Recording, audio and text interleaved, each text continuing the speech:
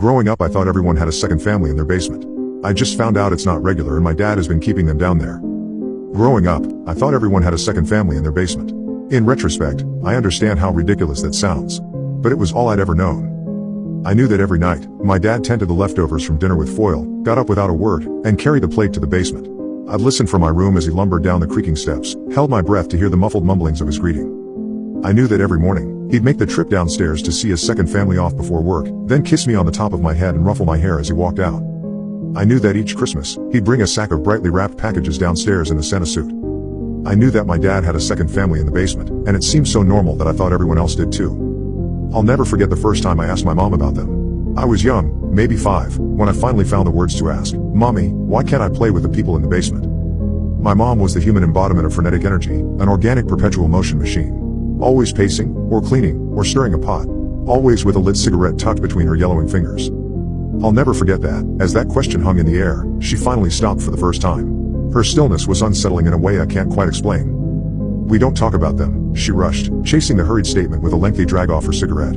She blew a plume of smoke out the open window before leaning down to meet me at face level, her bloodshot eyes mere inches from my own. "You don't need to play with the kids, but the kids need Daddy." She paused again, the haunting image of her at a standstill etching itself into my mind permanently. Finally, she muttered, "Daddy needs them too."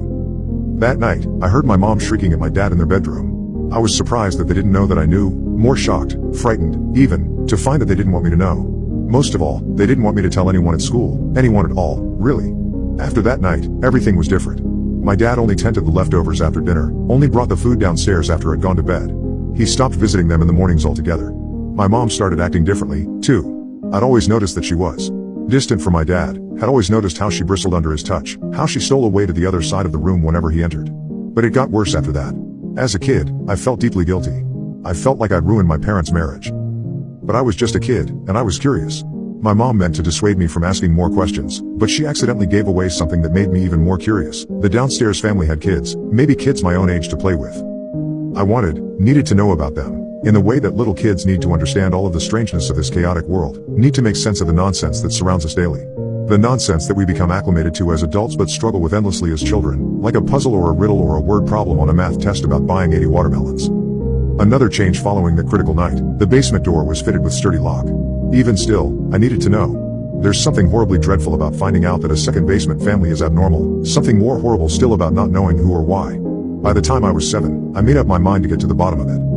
To avoid getting in trouble, I could only investigate when 3 conditions were met. I was home from school, my dad was still at work, and my mom wasn't around to catch me. These circumstances rarely overlapped, but the first time I came home from school to find that my dad's car wasn't in the garage and my mom's endless movement had driven her to the point of exhaustion, I threw off my shoes and crept to the basement door, quiet in my sock feet. And then, I knocked. It was a quiet knock, for fear of waking my mom from her nap, but it was a knock, nonetheless. It was more than just a knock, too. It was an initiation, an invitation, a confrontation of my life's greatest, and most terrifying, mystery. I jumped when a gentle knock returned from the other side. It was almost immediate. Like the person on the other side had been waiting for me. The thought froze me in place for a moment, but I knew I didn't have time to waste. My mouth felt suddenly of sandpaper and chalk, but I leaned into the door to whisper, "Hi." "Hi." It was a little girl, her voice sweet yet timid. Like testing the keys on a piano for the first time. "I'm Ricky. What's your name?" A long pause. "Lila. My brother's is Isaac, but he doesn't talk so good. But he's still little. Mommy says he'll start talking when he's ready." "There's 3 of you down there?"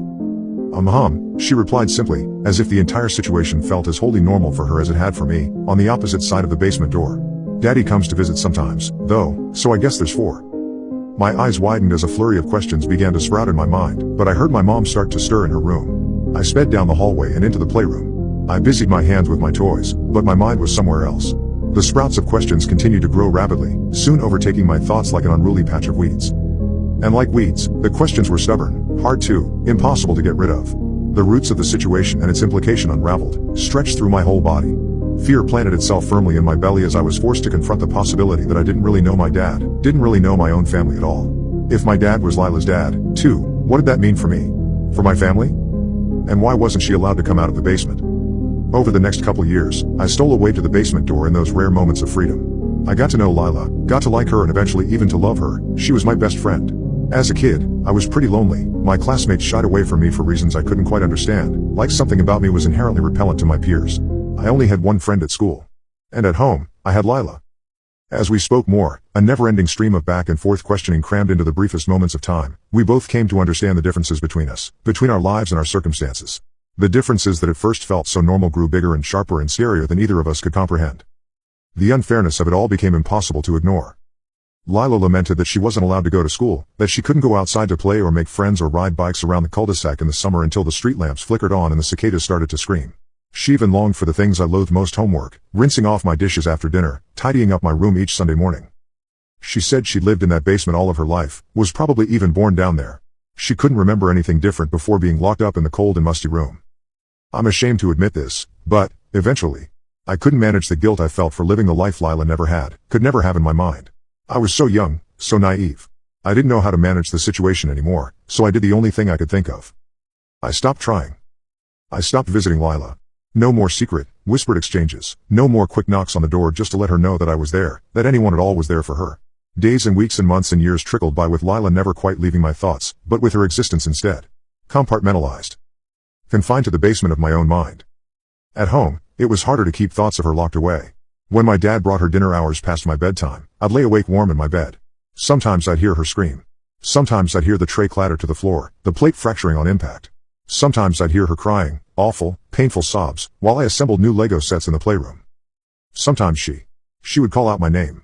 I'll never forgive myself for this, I hate myself for it, and I deserve to, but I ignored her every time. Worst of all, though, was when she started knocking. I was finishing up my science homework for the day when the first knock came. A quiet knock. But a knock, nonetheless. An initiation, an invitation, a confrontation. My blood ran cold as I realized where it was coming from, who it was coming from. I hopped on my bike and didn't come home until dinner was on the table. That night, I heard my dad scream back at Lila for the first time. Yelled for her to knock it off with all the knocking. He took care of her little brother and her mom, and that he could only do that if she stayed in the basement, if she stayed quiet. She wasn't persuaded, though, and her knocking only grew more frequent, and louder. I was about 10 years old by then, so I had a little more freedom. All the freedom in the world, compared to Lila. I avoided my house at all costs, only returning in the evenings, where I'd be greeted immediately by the knocking. By then, it was less knocking and more ramming the total weight of her body into the door. My mother took to vacuuming the house obsessively just to cover up the noise. She wouldn't even look my dad in the eye anymore. I imagined the bruises blooming on Lila's shoulder, up and down the length of her arm. If it hurt her, she didn't let on. She didn't stop. Sleep became a distant memory, leaving me dazed and irritable and confused and, most of all, terrified. I began showing up at my school friends, now my only friends, house unannounced just to escape Lila's knocking. His parents clearly didn't like me, and tensions rose between the two of us kids, escalating to a boiling point that ended in a fight. I slugged him in the gut, and he returned with the words that broke everything. A blow far more powerful than he could have delivered with small hands balled up into fists.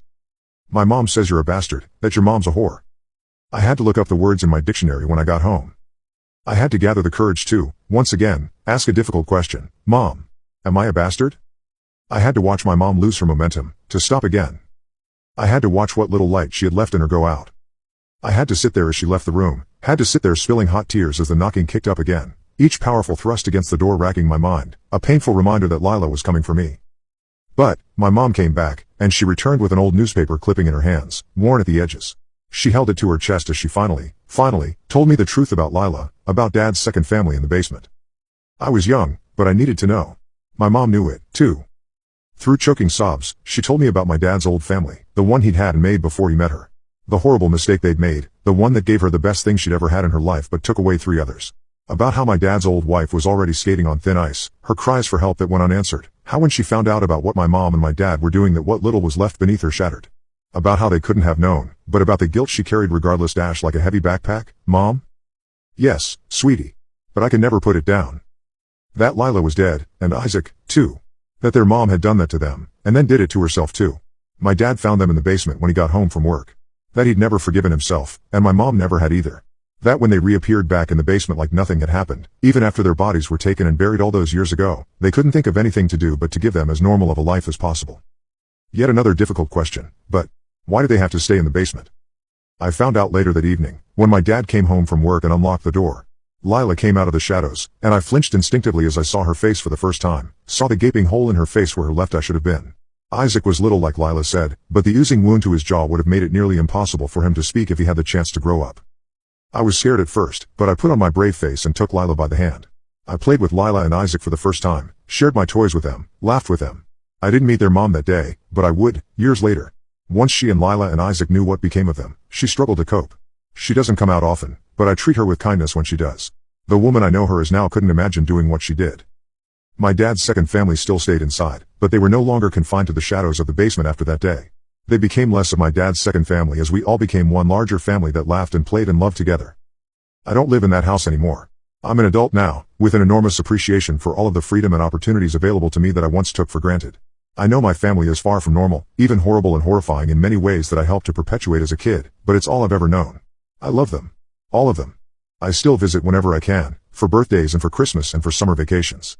And whenever I do visit, I take a moment to be grateful for the fact that when I knock on the front door, Lila opens it.